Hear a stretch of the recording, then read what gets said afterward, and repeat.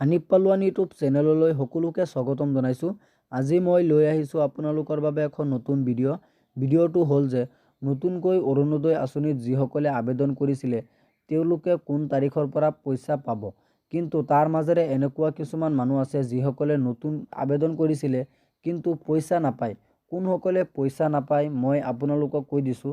গতিকে মানে আপোনালোকে যিসকলে নেকি ডিচেম্বৰ মাহত নতুনকৈ মানে 2024 চনৰ ডিচেম্বৰ মাহত আপোনালোকে নতুনকৈ আবেদন কৰিছিলে তেওঁলোকে মানে আপোনালোকৰ যিটো পইচা আছে সেই পইচাটো আপোনালোকৰ 2025 চনৰ অহা মাহত এপ্ৰিল মাহৰ 10 তাৰিখে আপোনালোকৰ পইচাটো একাউণ্ট যোগে আপোনালোকৰ পইচাটো সোমাব। কিন্তু চৰকাৰে মাজতে আপোনালোকৰ যিটো ভেৰিফিকেশ্যনৰ কাম ষ্টাৰ্ট কৰিছিলে সেই ভেৰিফিকেশ্যন প্ৰক্ৰিয়াটোৰ কাৰণে এই পইচাটো কিন্তু মানে কিছুমান মানুহ আছে, কিছুমান হিতাধিকাৰী আছে সেইসকলে পইচাটো নাপায়।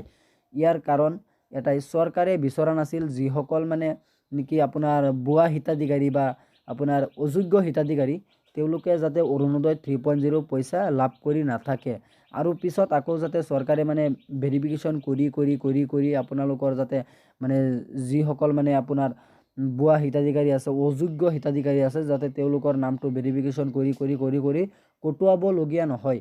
সেইকাৰণে মানে চৰকাৰে ভালদৰে প্ৰক্ৰিয়াটো আৰম্ভ কৰিছিল আৰু এতিয়া আমাৰ মানে মুখ্যমন্ত্ৰী ডক্টৰ হিমন্ত বিশ্ব শৰ্মা ডাঙৰীয়াই কৈছে যে অৰুণোদয় আঁচনিৰ মানে আপোনালোকৰ যিসমূহ কাম আছে অলমষ্ট সেইবোৰ শেষ হৈ গ'ল আৰু যিসকলে নেকি ভেৰিফিকেশ্যন প্ৰক্ৰিয়া বাকী আছিলে আৰু আমাৰ যি আশাকৰ্মী আছিলে ঘৰে ঘৰে গৈ যিটো মানে আমাৰ চাইন লৈছিলে ভেৰিফিকেশ্যন কৰিছিলে সেইসকল বস্তুৰ কাম কিন্তু এতিয়া লাহে লাহে নাইকিয়া হৈ গৈছে। গতিকে আপোনালোকৰ মানে যিটো অৰুণোদয় আঁচনিৰ পইচা আছে সেই পইচাটো কেতিয়াৰ পৰা পাব মুখ্যমন্ত্ৰী ডক্টৰ হিমন্ত বিশ্ব শৰ্মা ডাঙৰীয়া নিজেই কৈছে।